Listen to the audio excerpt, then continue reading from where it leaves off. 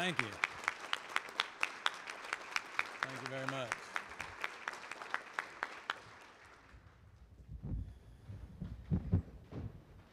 Well, you're very kind. I appreciate that. I thought I had retired, but you might even bring me back. To be introduced like that by a person like Lyndon that I admire so much is truly an humbling experience, I assure you. To Doc and Kyle, thanks for allowing me in your domain. We appreciate it. When I'm introduced as and talk about the fact that I became lieutenant governor by election of my peers in the Senate, I'm always reminded that when that happened, it was quite a big deal in our family. And so my daughter's youngest son, my grandson, was pondering that one day and asked his mother, he says, "What does that actually mean, being lieutenant governor, being chosen as lieutenant governor?" And my daughter, in order to try to keep it simple, she said, "Well, that means if the governor should die, then your papa would become governor." And he went away in an hour or so. He came back and he said, "Mama, how many people would have to die for papa to become president?"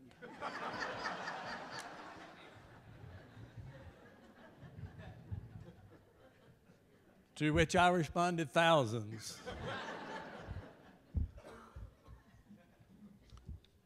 Before I start, let me commend this alliance. I've been involved with education in Texas since 1989, and intimately involved most of that time.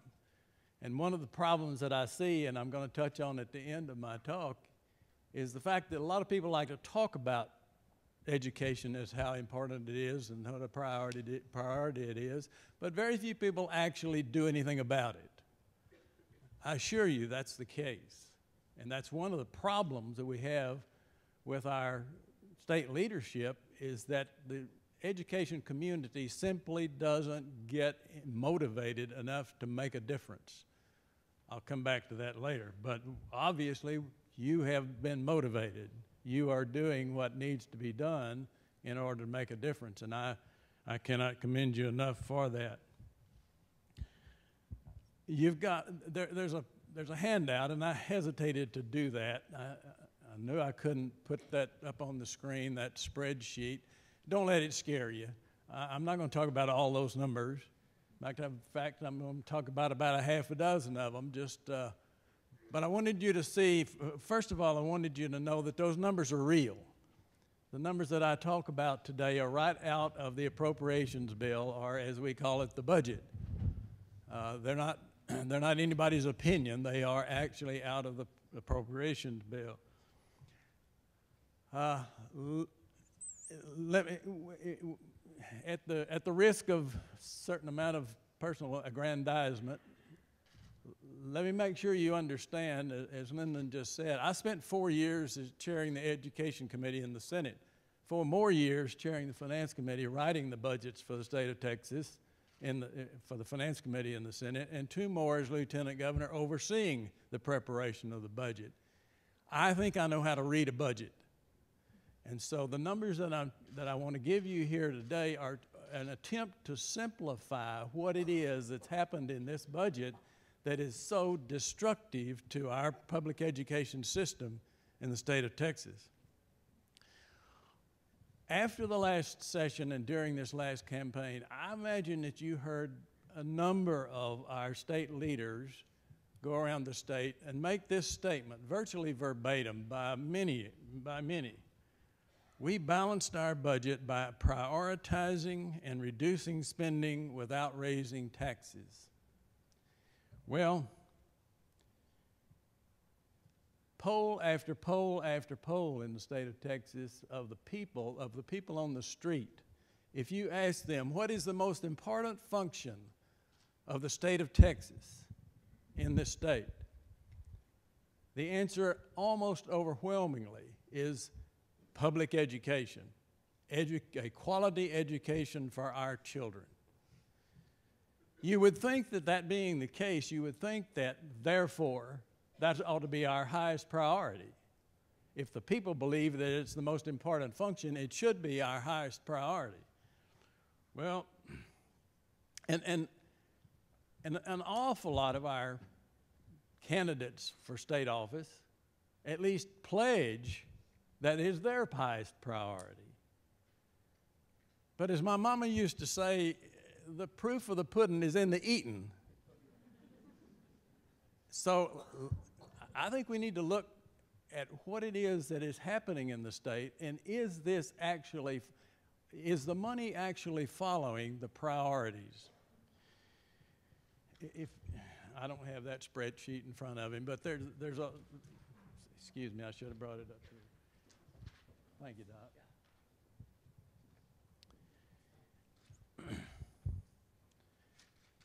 If you look down about 3/4 of the way on that page, it says total public school funding. And it gives, starting in the year 2008 and going through the current biennium 2013. In the year 2009, and we're going to use the year 2009 as a base year to talk about what's happened in public education. This is not just happening today. It started at least back 4 years ago. 4 years ago in 2009, the total appropriation for public education in Texas was $25.9 billion. In 2010, it dropped to $25.8 billion. In 2011, it dropped to $25.6 billion. In 2012, it dropped to $25.4 billion. And in 2013, it dropped to $23.9 billion. Now, it's actually lower than that in the appropriations bill. And the appropriations bill is $21.9 billion. But what the legislature has done is said, we're not going to send the money to the schools in August like it's supposed to be. We're going to wait until September the 1st to send that money. Therefore, it slops over, it's counted against the following biennium. So actually, we're borrowing against the following biennium at the rate of $2.3 billion. But let's give the legislature the benefit of the doubt. We're going to call it $23.9 billion. It's going to be available to public schools during this biennium. So you see, it appears, at least, by those numbers, that the amount of money available for public education in Texas dropped by $2 billion between 2009 and 2013. Well, that's pretty bad, but it doesn't even begin to describe the problem. During that same period, the enrollment growth in the state of Texas is growing at about 80,000 students per year. If you simply try to provide for enrollment growth, by the year 2012, the appropriation should be $27 billion, and by 2013, it should be $27.4 billion. Just for this biennium, we have a shortage, according to those numbers, of $5.1 billion. Now, you probably read some newspaper articles, and they kind of throw out the number. They say that the public schools took a hit of $5.4 billion during this biennium. The difference in my numbers and those numbers that you're reading about is that they actually came up with a little bit more money to stay even with enrollment. I'm being very conservative in mine and saying education took a hit of $5.1 billion. $5.1 billion. That's a lot of money. But it doesn't even tell the whole story. If you add inflation to the cost that the schools are having to try to cover, and you add it at the consumer price index rate of 1.7% during that same period, if you add inflation to enrollment, what we've got is $6.1 billion underfunded during the current biennium. But it's really even worse than that. You see, what people don't seem to understand is there's a cumulative effect here. We started in 2009. In 2010, we were $1 billion short of covering enrollment plus inflation.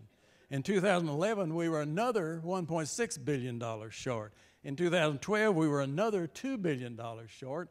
And in 2013, we will be $3.9 billion short, for a total cumulative underfunding of public education since 2009 of $8.5 billion. Now, if you think a minute, in 2009, it was $25.9 billion. You think, well, we've either got one of two situations here. Either public schools were overfunded by $8.5 billion in 2009. I dare say nobody's going to dare make that statement. Or we have absolutely devastated the public education system. You see, $8.5 billion is a 33% decrease in effective funding for public schools in 4 years. 33%. Now, I was the owner of 3 engineering companies in the state of Texas. You know, people say, well, the great myth, I think, is that, well, if schools would just tighten their belt, get rid of all the waste and inefficiencies, that they'd be fine. They'll be fine. You know, I was the owner of 3 engineering firms in the state of Texas, sometimes employing as many as 500 people. I'd like to say that we got rid of all the waste and inefficiency in those companies, but that's a ridiculous statement. Every enterprise has waste and inefficiency. Every enterprise I've ever known about. You cannot recover from a 33% underfunding in 4 years by trying to use pencils more times, or by trying to modify your bus routes, particularly in a case where I think the inflation numbers are even understated, because gasoline prices alone for school buses probably uses up the inflation number. There is just no way to recover from that kind of underfunding by tightening our belts. So I've thrown a lot of numbers at you, but if you don't remember anything else, 33% decrease in effective funding for public schools over 4 years is an enormous number. But all this is a little bit hard to get your fingers around, because these are big numbers. We just came through a presidential campaign, and I'm sure all of you all have been hearing trillions of dollars here and trillions of dollars there. I don't even know what a trillion is. It's hard enough to get around billions. So you need to look at this, or the people of Texas needs to look at this in human terms. In human terms. So I'm just going to use 2 examples of what this really does mean. We're prioritizing, according to that statement that these people made. We balanced our budget by prioritizing. Prioritizing meant cutting public schools by $8.5 billion over 4 years. Well, let's look at prioritizing. If you take a poll of the people in Texas, or people anywhere, couples, married couples, or parents who sacrifice to send their children to private schools, you ask them why they do that. The number one reason that parents give for putting their children in private schools is what? Lower class size. Absolutely number one. Well, there are those who would say class size doesn't matter. I think you ought to be insulted when they say that, but that is the case. You know, one of the great one of the statements that an elected official hears a lot is, why don't we run government like a business? I'm sure you've heard that. Let's run government like a business. Okay, let's look at the business of education.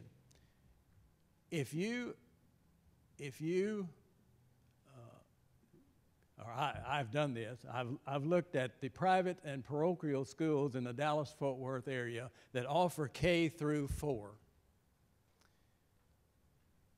81 schools offer K through 4 in the Dallas-Fort Worth area. The average class size in those private schools is 16 students, many of them between 10 and 15. Now, think about this a minute. Those are private businesses, either profit or nonprofit. If they didn't believe in the cost effectiveness of small classes, surely they wouldn't do it, because it costs extra money. It costs money to have small class sizes. You've got to have more teachers. And yet the legislature many of the members of the legislature would have us believe the class size doesn't matter.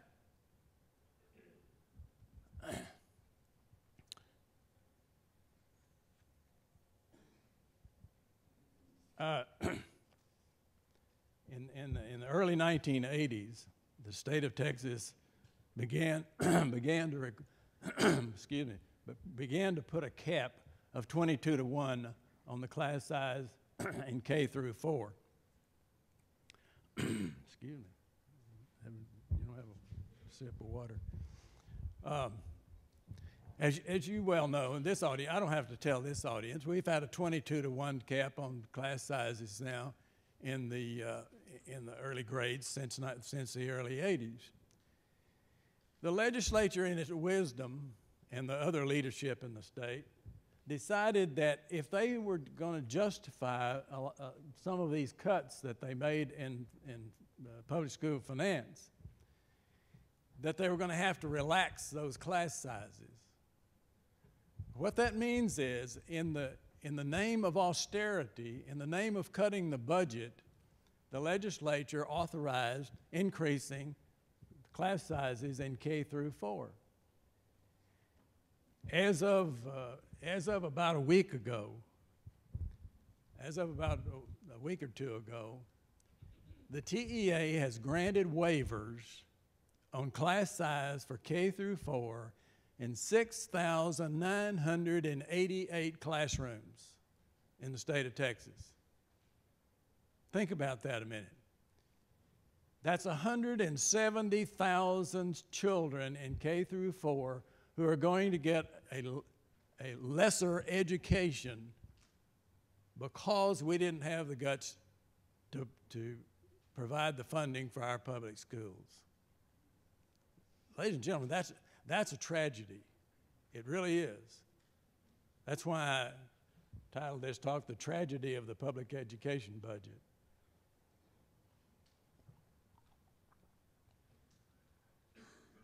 I'm not going to dwell very long on that matter, and because I noticed on your program, Mr. Freeman's going to talk about money does matter. So I'm going to let him handle the rest of that issue. But I had the other item that I wanted to at least mention to you, and I know he's going to talk about this.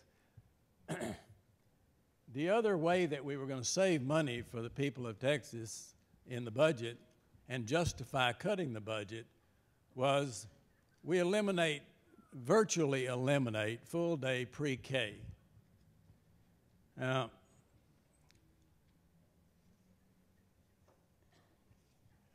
about 2 years ago, just a few months ago, the Texas Association of Business published a white paper. And that white paper quoted liberally from 3 different studies on pre-K. I'm not going to go into all the details of those studies, but let me give you just 3 findings from those studies. And they're talking about high-quality pre-K. My definition, and in many other people's definition, if you talk about high-quality pre-K, you almost have to be talking about full-day pre-K. The legislature chopped $200 million out of the budget, took it out of full-day pre-K, left us with virtually zero funding for full-day pre-K in the name of austerity and budget cutting. But let me tell you what these 3 studies, the Carolina Abecedarian Projects, the Chicago Parent-Child Study, and the Perry Preschool Project, that's not Governor Perry.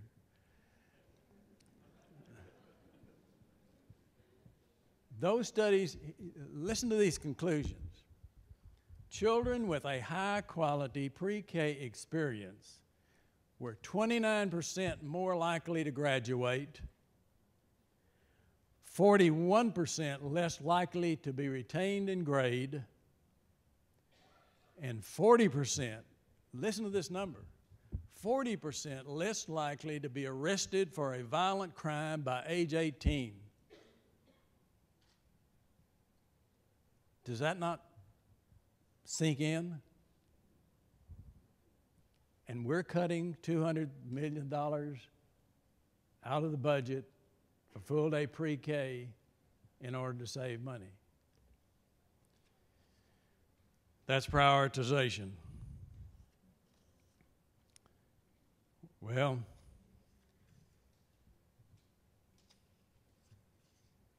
I'm going to leave some of this to Mr. Freeman because and one of the things that I promised I would do is leave a few minutes for questions. Let me just say this.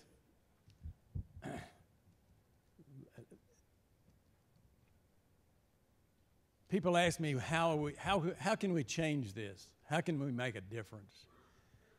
And I try to explain to them, folks, you cannot leave it to the educators to make this change. The superintendents, the school board members, the teachers groups, they've been going down to Austin for so many years that the legislature has become numb to those proposals, to those presenters. In fact, a chairman, just a couple of years ago, a chairman of the House Public Education Committee referred to those very educators, those very people I just listed, as those whiny-ass educators. Publicly referred to them as that. Now, what does that mean? It means that the legislature is not going to be convinced just by the educators because you are seen as part of the problem. And what I have concluded is, some years ago when I was in the legislature, a small group of women got together and were outraged at the amount of drunken driving in the state of Texas.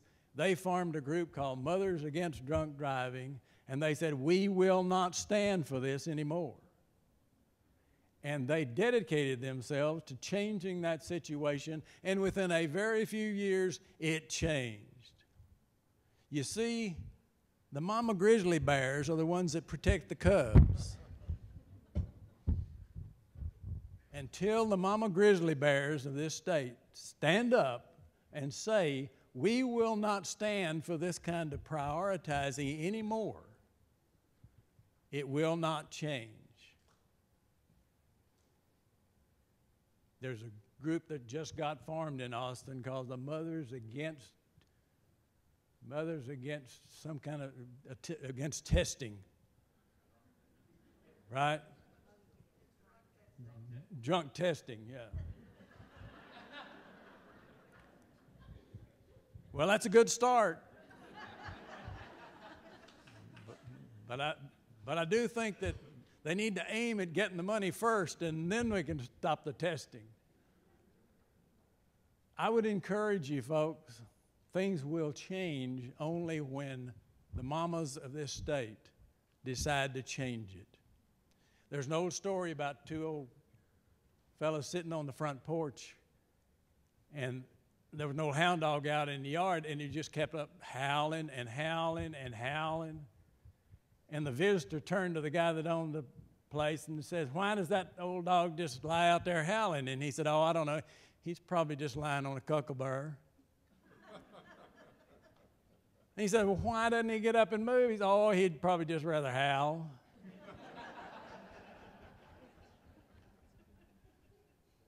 Well, and you got to get up off your cuckleburrs, mamas, because that's what's going to make a difference. And I'd be glad to take some questions if you have some. Thank you.